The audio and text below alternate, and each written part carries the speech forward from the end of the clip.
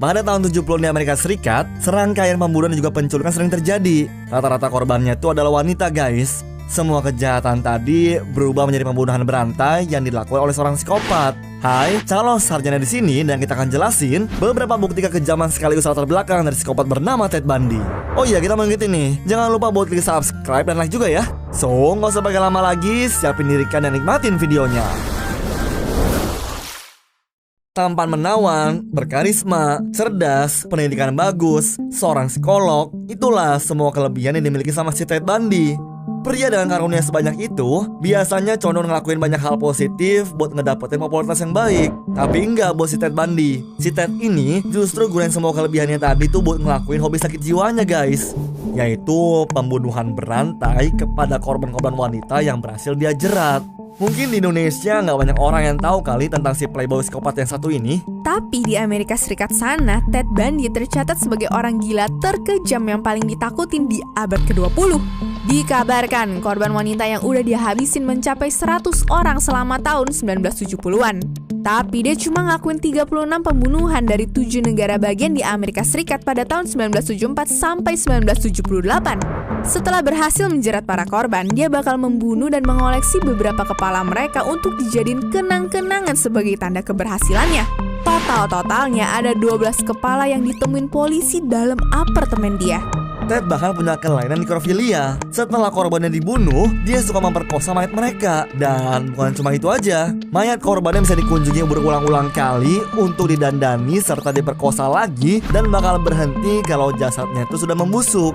Ya, dengan kegantengan dan juga karismanya, dia bisa ngelabuin para korbannya tuh, guys. Bahkan memanipulasi polisi pakai segala macam cara, dan terbukti dia selalu lolos. Gara-gara itu pun pengacara terakhirnya ngedeskripsiin si Ted sebagai sosok asli dari definisi kejahatan paling kejam. Benar-benar sakit jiwa emang ya. Tapi sebelum kita bahas lebih jauh soal kejahatan juga kegilaannya ini, mari kita simak, guys, latar belakang si Ted Bundy semasa kecil dulu. Ted Bundy, dirinya lahir dengan nama Theodore Robert Cowell pada 24 November 1946 dari wanita yang menikah bernama Eleanor Louise Cowell. Banyak orang berprasangka tuh kalau ayah asli si Ted itu adalah kakeknya sendiri yang terkenal kejam, temperamen, dan suka ngelakuin kekerasan. Gara-gara stigma itu, kakek dan neneknya tuh ngangkat Ted jadi anak mereka sendiri. Pada tahun 1987, Ted bercerita ke pengacaranya kalau kakeknya itu adalah orang yang rasis, fanatik, suka memukul Ted dan juga ibunya. Pas masih tinggal sama kakeknya aja nih, Bundy kecil yang masih berusia 3 tahun sebenarnya udah mulai nunjukin gelagat gangguan mental. Menurut cerita bibinya yang bernama Julia Cowell, dia pernah kebangun dari tidur dan ngeliat si Ted berdiri di sampingnya sambil megang pisau dan tersenyum. Serem banget gak tuh? Setelah Ted nginjek usia 5 tahun, dia dan ibunya pun pindah ke Tacoma, Washington karena diperlakuin makin buruk sama sang kakek. Nah, abis pindah, ibunya Ted menikahi seorang juru masak rumah sakit bernama Johnny Bundy yang kemudian jadi asal-usul nama belakang buat Ted Bundy. Semasa tinggal dan bersekolah di Tacoma, Ted pun mulai punya kebiasaan aneh seperti sering berkeliaran di perumahan tetangga, meriksa berbagai tempat sampah cuma buat nyari foto-foto wanita telanjang. Ted suka nemuin berbagai majalah dewasa, cerita-cerita detektif yang di dalamnya berisi kekerasan seksual atau bahkan gambar-gambar mayat wanita. Dan terkadang di malam hari dia suka mengintip cewek-cewek tetangga yang lagi ganti baju di rumah mereka.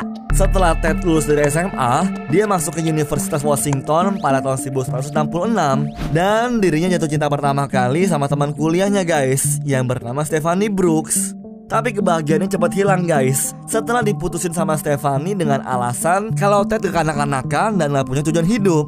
Karena sakit hati diputusin, Ted Bundy itu bertekad buat buktiin kalau dia tuh gak seperti yang Stephanie bilang. Pertengahan tahun 1970, Ted Bundy fokus ngebahas perbuatan mantan pacarnya dengan balik ke Universitas Washington mengambil jurusan psikologi. Dan bukan main tuh, guys, prestasinya. Setelah beberapa semester, dia dianggap murid terpandang dan digemari sama para profesor di kampusnya.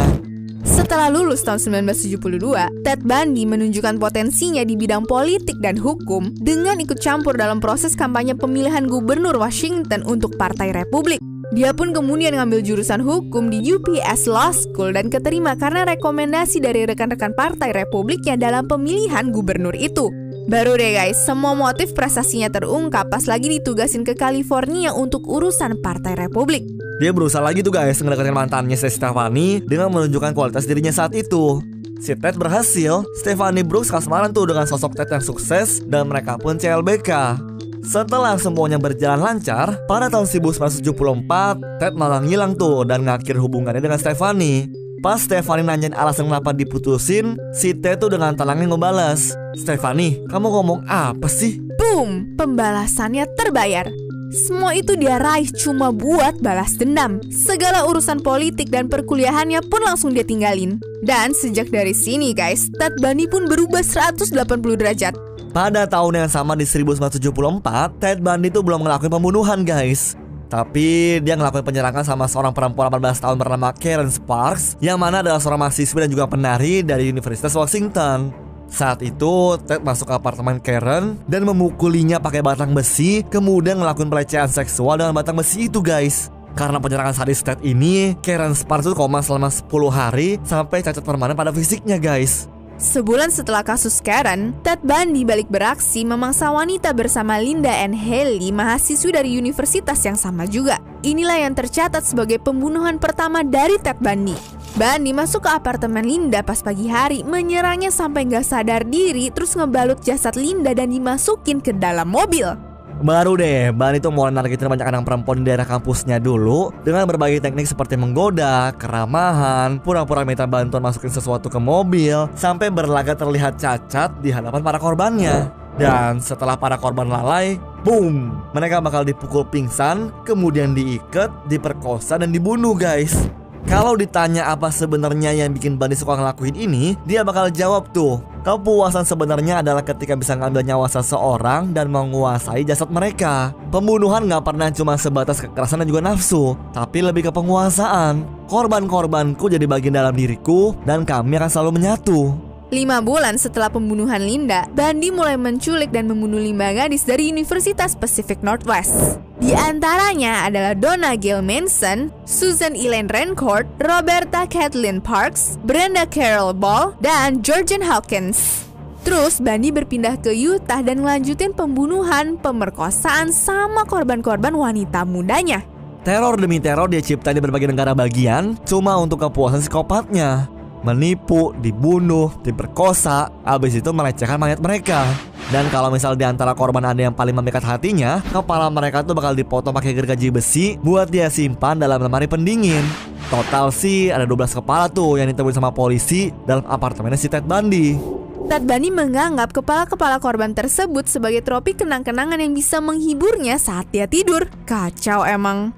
Baru deh pada tahun 1975, dia tertangkap pas lagi mengemudi dari pinggiran kota Salt Lake karena polisi berhasil nemuin topeng, borgol, tali, dan benda tumpul dalam mobilnya. Gara-gara itu, dia pun langsung jadi tersangka dengan kasus penculikan sama pembunuhan sebelumnya. Tapi tetap aja, dia bisa lolos dengan pengetahuan, karisma, serta ilmu psikolognya yang bikin orang percaya kalau sosok sebaik Ted Bundy ini nggak mungkin ngelakuin hal semacam itu. Terhitung, ada 3 kali kasus peradilan yang berhasil dia lewatin. Pertama nih, pas didakwa ngelakuin pembunuhan di Colorado. Kedua, lolos dari tuduhan pembunuhan Karen Campbell dengan cara kabur dari penjara. Tapi ya, yang namanya kejahatan gak bakal bisa deh diumpetin lama. Januari 1989 di Florida, Ted Bundy gak bisa ngelak lagi pas berhasil ketangkep dan diadili untuk ketiga kalinya. Dikabarkan ada korban yang berhasil kabur dari tikaman Ted Bundy dan langsung ngelaporin identitasnya ke polisi. Nama Ted Bundy pun terekspos ke publik sebagai buronan pembunuh yang harus diberantas. Alhasil, karena sering ngerampok sebagai buronan, dia pun bisa ketangkep dengan mudah. Dengan berbagai bukti yang dikumpulin dari beberapa saksi termasuk keluarganya sendiri, Ted Bundy kalah telak dan langsung dijatuhin hukuman mati untuk terpanggang di kursi listrik. Tapi ada seorang ibu korban yang protes sama hukuman itu. Si ibu bilang kalau kursi listrik itu gak sepadan sama semua kelakuan Ted Bundy dalam menyiksa, membunuh, dan melecehkan mayat korban. Banyak berpendapat juga tuh guys, kalau pengakuan Ted Bundy yang cuma ngelakuin 30 pembunuhan ini, menurut mereka tuh gak benar sama sekali. Sebagian pihak tuh bilang kayaknya udah nyampe 100 korban jiwa yang direnggut oleh sosok iblis Ted Bundy. Itulah yang bikin namanya dikenal sebagai pembunuh berdarah dingin terkejam dalam sejarah kriminal di Amerika Serikat. Satu pelajaran yang perlu kita petik dari kisah hidup Ted Bundy adalah jangan menilai orang dari tampang dan luarnya aja. Kita nggak tahu ada iblis apa di balik orang asing yang nggak kita kenal. Karena semua korban Ted Bundy tadi terjerat dengan penampilan luarnya saja. Menurut ilmu psikologi, sifat dan perilaku seseorang juga ditentuin dari lingkungan keluarganya, guys. Masalah keluarga yang tadi gue jelasin dalam latar belakang si Ted Bundy udah jelas ngaruh banget sama tingkah laku dia saat dewasa. Anyways, cukup sampai di sini ya guys video hari ini. Sampai jumpa di video selanjutnya. Dah.